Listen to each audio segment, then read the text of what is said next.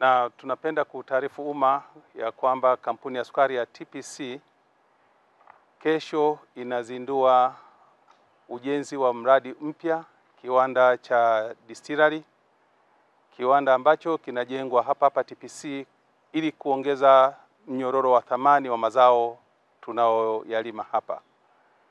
Distillery itakuwa ikitengeneza bidhaa nyingine inayoitwa extra neutral alcohol ambayo ni ethanol, na hii itakwenda sambamba na kuzalisha pia mbolea ya potassium, na vile vile tutazalisha umeme wa nishati mbadala kwa kutumia mabaki ya miwa, na zaidi ya hapo pia tutakuwa tuna mazao mengine nishati ya motopoa ambayo inaitwa technical alcohol kwa ajili ya kupikia.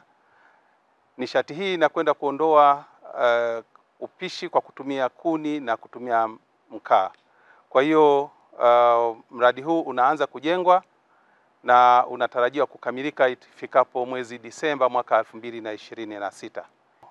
Tunatazamia kwamba uwekezaji huu wa dola milioni 52 sawa na fedha za Tanzania shilingi bilioni 130 unakwenda kuongeza thamani kubwa, inakwenda kuongeza ajira, inakwenda kuongeza mapato ya kodi kwa upande wa serikali, na vile vile tunakwenda kulinda mazingira zaidi. Kwa hapa TPC mwaka 2000 serikali iliuza hisa zake 75% kwa kampuni ya Sukari Investment. Kampuni hii ndio inashikilia 75% na serikali ikabakiza asilimia zake 25. Lakini yamekuwa ni mahusiano bora, mahusiano yenye afya, mahusiano yaliyoleta tija kwa pande zote mbili. Na kwa hali hiyo tumeweza kuongeza uzalishaji wa kwetu wa sukari kutoka tani 1036 tulizokuwa tukizalisha mwaka 2000 na sasa hivi tumefika kuzalisha tani 120,000. Lakini vile vile mapato kwa upande wa serikali tulikuwa tukichangia bilioni 2 kwa mwaka, na sasa hivi tumefika kuchangia bilioni 97 kwa mwaka, jambo ambalo limekwenda kuongeza mapato ya serikali kwa kiasi kikubwa. Lakini uzalishaji mkubwa wa sukari, na vile vile tumeboresha shamba la miwa. Shamba la miwa la TPC limetoka kuzalisha tija ya tani 66 kwa hekta, na sasa hivi tunaweza kuzalisha tani 150 kwa hekta. Mpaka kukamilika kwa mradi huu uko uwezekano wa kaajiriwa wafanyakazi mpaka kufikia 1800 kama itakaa hivyo ambavyo inavyokusudiwa.